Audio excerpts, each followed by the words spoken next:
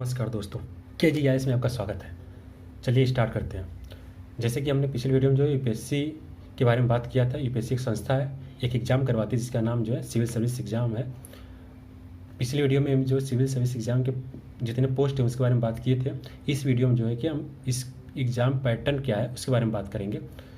Basically जो है कि ये 3 स्टेज का होता है। 3 स्टेज से आपको गुजरना पड़ेगा अगर आपको IAS, IPS, IFS या IFS या IRS बनना है या अदर पोस्ट जो भी है, अगर उसमें से कोई भी आपको पोस्ट पसंद हो, अगर आपको चाहते हैं वो बनना, तो आपको 3 स्टेज से आपको गुजरना पड़ेगा। उसके बारे में स्टार्ट करते हैं। पहला देखते हैं कि प्रीलिम्स जो पेपर एक होता है, पहला पेपर प्रीलिम्स का होता है, दूसरा पेपर जो है मेंस का होता है, तीसरा पेपर जो है कि इंटरव्यू का होता है। पेपर नहीं है, ये इंटरव्यू होता है, स्टेज है। पहला पेपर जो हम बात करते हैं, पहले पेपर जो कि सिविल सर्विस करवाती है, उसमें जो प्रीलिम्स का होता है उसके बारे में बात करते हैं। ये क्वालिफाइंग नेचर का होता है, वो क्वालिफाई करना पड़ता है बस। इसका नंबर जो है कि फाइनल लिस्ट में ऐड नहीं होता। ये ऑब्जेक्टिव टाइप का होता है, इसमें ऑब्जेक्टिव क्वेश्चन होते हैं। एक दिन में 2 पेपर होते हैं और प्रत्येक पेपर जो है 2 घंटे का होता है। ये आपको क्लियर हो चुका होगा। इसमें कौन कौन से पेपर होते हैं उसके बारे में देखते हैं। पहला पेपर जो होता है GS1 का होता है, दूसरा पेपर जो है GS2 का होता है। पहले पेपर में कितने क्वेश्चन आते हैं? पहले पेपर में जो है कि 100 क्वेश्चन आते हैं और जो है कि 200 नंबर के होते हैं। और इसमें भी निगेटिव मार्किंग होता है जो कि 1/3 है। इसमें जो है प्रत्येक क्वेश्चन, जो 100 क्वेश्चन है, प्रत्येक क्वेश्चन 2 नंबर के होते हैं, इसीलिए 200 नंबर के होते हैं। दूसरा पेपर जो है CSET का होता है, GS2 जो CSET का होता है।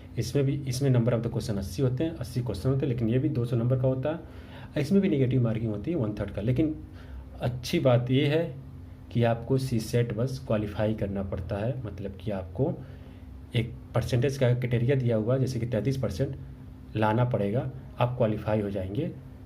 जैसे कि 200 नंबर का आपका 33% पाना है तो आपको मतलब 66 नंबर लाना ही पड़ेगा।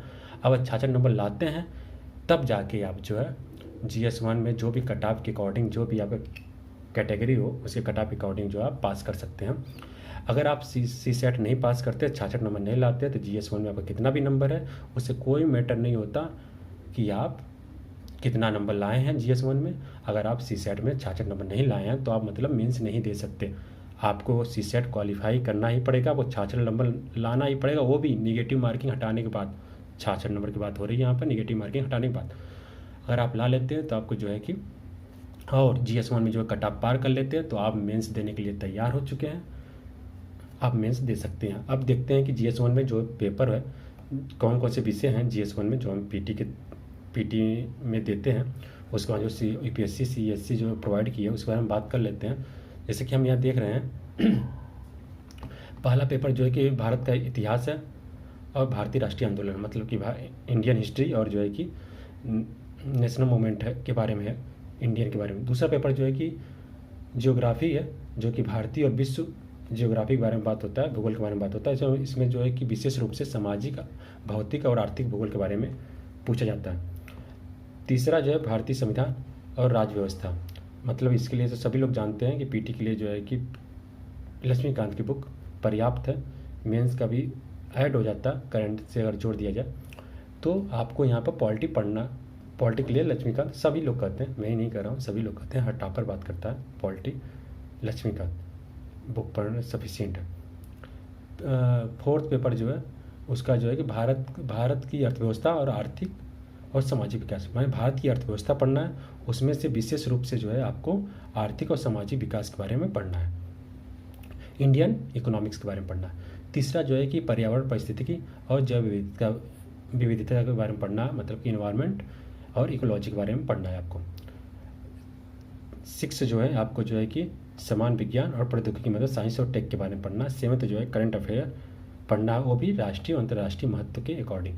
आप बेसिक से अगर देखा जाए आपको जो है कि क्या तैयार करना चाहिए, जैसे कि 1 से लगाए 6 तक जो टॉपिक है, आप ये जो भी टॉपिक दिया हुआ है, history, geography, polity, economics, environment और साइंस टेक, इसमें जो है कि मैक्सिमम चीज़ें जो इंडिया के रिलेटेड ही पूछता है। मतलब कि आपको इंडिया से रिलेटेड जितने भी पक्ष हैं जिससे कि अदर कंट्री जुड़े हैं, अगर इंडिया को उससे लाभ या हानि हो रहा है या कुछ उससे फ़ायदा हो रहा है इंडिया को, तो उसको भी आपको तैयार कर लेना चाहिए। और इस सब्जेक्ट को पढ़ते हुए भारत से ही रिलेटेड पढ़ना कि भारत में क्या क्या आता है। ऐसा नहीं कि जो कि इंटरनेशनली लेवल पर भी जो होता है अगर भारत को कोई फ़ायदा नहीं हो रहा है या कोई नुकसान नहीं हो रहा तो उसको छोड़ दीजिए, उसको कोई पूछता नहीं है, ज़्यादा नहीं पूछेगा, मतलब छोड़ सकते हैं आप। ऐसा हम प्रीवियस ईयर के अकॉर्डिंग कह सकते हैं। तो पेपर जो आज तक हुए हैं वो भारत से रिलेटेड ही हुए हैं, भारत में क्या लाभ क्या हानि हुआ उससे रिलेटेड जितने भी रहे हैं पक्ष, उसके अकॉर्डिंग जो है ये यूपीएससी पीटी के लिए जीएस फर्स्ट में पूछा गया है क्वेश्चन। और करंट अफेयर तो है ही आपको जो है राष्ट्रीय अंतर्राष्ट्रीय महत्व के अकॉर्डिंग। अगर आप पीटी क्लियर कर लेते हैं तो आपको जो है पीटी क्लियर करने के बाद आप मेंस का एग्ज़ाम दे सकते हैं। आप ये जानते हैं कि जो है मेंस का एग्ज़ाम देने के लिए आपको पीटी क्लियर ही करना पड़ेगा। इसका नंबर जो है कि आपका ऐड नहीं होगा फाइनल लिस्ट में, आप ये समझ सकते हैं। और पीटी का आप देख ही रहे हैं पैटर्न जिग मूड में चलता है। यूपीएससी का मूड यूपीएससी ही जाने भैया कि कौन क्यों कब क्या पूछ देगा कब क्या नहीं पूछेगा। इस बार आप देखे ही होंगे सीसेट का क्वेश्चन कैसा आया था, जीएस1 का क्वेश्चन कैसा आया था, पैटर्न चेंज था। अभी 4-5 साल से देख रहा हूँ जो पैटर्न रहे होंगे उसके अकॉर्डिंग इस बार पैटर्न बहुत चेंज हो गया था। आप ये मान के चलिए कि आपको जो है कि पेपर देना है तो आपको इस जो सब्जेक्ट की हम बात किए हैं नीचे उसको आपको तैयार कर लेना चाहिए। और उसके बाद जब आप क्लियर कर लेते हैं पीटी, उसके बाद जब मेंस का एग्ज़ाम देते हैं, मेंस के पैटर्न के बारे में बात करते हैं। इसमें जो टोटल जो है 9 पेपर होता है, 9 पेपर होंगे आपको देने पड़ेंगे। और उसमें जो है कि ये रिटन एग्ज़ाम होगा, जैसे कि पीटी जो था ऑब्जेक्टिव एग्ज़ाम था, उसी तरह जो मेंस है वो जो है रिटन एग्ज़ाम है। वो भी प्रत्येक 3 घंटे का, एक पेपर 3 घंटे का होगा आपको 3 घंटा देना पड़ेगा। उसमें हम देखते हैं एक एक सब्जेक्ट के बारे में। जैसे कि पहला पेपर ए, उसमें जो है कि आपको कोई भी भारतीय भाषा लेना पड़ेगा जो कि यूपीएससी सीएससी प्रोवाइड करवाती है। उसमें से अपने अकॉर्डिंग नहीं, यूपीएससी सीएससी एक भाषा प्रोवाइड करवाती है, लैंग्वेज इंडियन लैंग्वेज, उसमें से एक भाषा चूज करना पड़ेगा। उसका जो 3 घंटे का पेपर होगा 300 नंबर का होगा। पेपर भी इंग्लिश का होगा, सबको इंग्लिश में देना पड़ता है, चाहे आप कोई भी भाषा जानते हो लेकिन इंग्लिश आपको देना ही पड़ेगा। ये भी 3 घंटे का होता है और 300 नंबर का होता है। थर्ड में देखते हैं पेपर वन जो होता है, उसके बाद एससी का पेपर होगा। ये 2 पेपर होने के बाद उसके बाद एससी का पेपर होता है और 3 घंटे का होता है और 250 नंबर का होता है, 250 नंबर का होता है। फिर उसके बाद जो पेपर देखा जाए फोर्थ में पेपर सेकंड होता है, जैसे पेपर सेकंड करते हैं जिसमें GS first general study first का नाम दिया जाता है। जीएस1 जीएस2 जीएस3 जीएस4 का नाम सुने होंगे, लेकिन ये जो फोर्थ नंबर पर आता है इसका एग्ज़ाम, इसको पेपर सेकंड कहा जाता है, जनरल स्टडी 1 है। इसमें जो सब्जेक्ट देखा जाए तो history, art and culture, world history, geography और इंडियन सोसाइटी के बारे में आता है। ये 3 घंटे का ये भी होता है, 250 नंबर का ये भी होता है। अगर फिफ्थ नंबर पर देखा जाए पेपर थर्ड होता है, ये जो है जनरल स्टडी सेकेंड पेपर होता है, जो जीएस सेकेंड कहा जाता है। इसमें जो है politic, governance, social justice, IR आता है। ये 3 घंटे का होता है, 250 नंबर का होता है। 6 नंबर पर देखा जाए तो पेपर जो है फोर्थ होता है, जनरल स्टडी थर्ड का, जीएस थर्ड का। इसमें जो है कि economics, environment, disaster management, science tech और जो है कि सिक्योरिटी, इंडियन सिक्योरिटी विशेष रूप से वो पूछा जाता है। ये भी पेपर जो है 3 घंटे का होता है और जो है 250 नंबर का होता है। सेवन्थ में देखा जाए तो पेपर फिफ्थ होता है, ये जीएस फोर्थ पेपर होता है। इसमें जो है इथिक्स का होता है, नीति शास्त्र का, ये भी 3 घंटे का होता है और 250 नंबर का होता है। और जो 8th और जो 9th नंबर पर देखा जाए तो पेपर जो है कि आपका पेपर 6 और पेपर 7, ये जो है ऑप्शनल का होता है। ये प्रत्येक पेपर जो है 250 नंबर के होते हैं और जो है कि प्रत्येक पेपर 3 घंटे के होंगे, 3 घंटे के होंगे। ऑप्शन के बारे में अगली वीडियो में बात करेंगे, उसके बारे में देखेंगे ऑप्शनल क्या क्या है, आप चूज कर सकते हैं आप अपने अकॉर्डिंग, उसके बारे में देखेंगे विधिवत।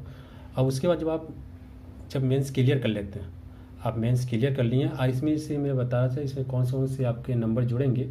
अगर देखा जाए तो आपको जो है कि जो 1750 नंबर का होता है मेंस, इसमें 1750 नंबर वो हैं जो कि पेपर ए और पेपर बी को छोड़ दिया जाए, जैसे कि 300 नंबर का छोड़ दिया जाए, इसको काउंट नहीं किया जाता।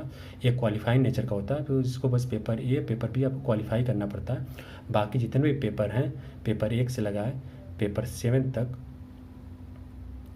तक मैंने ऑप्शनल से जोड़कर जितने भी 250 नंबर के हैं इसको जोड़ेंगे आप तो 1750 नंबर होगा, वही काउंट होगा। कौन से पेपर काउंट नहीं होंगे? पेपर ए पेपर बी, मतलब जो कि इंडियन लैंग्वेज का एक पेपर होगा, एक इंग्लिश का पेपर होगा, एक काउंट नहीं होगा, एक क्वालिफाइंग नेचर का, आपको बस क्वालिफाई करना पड़ेगा।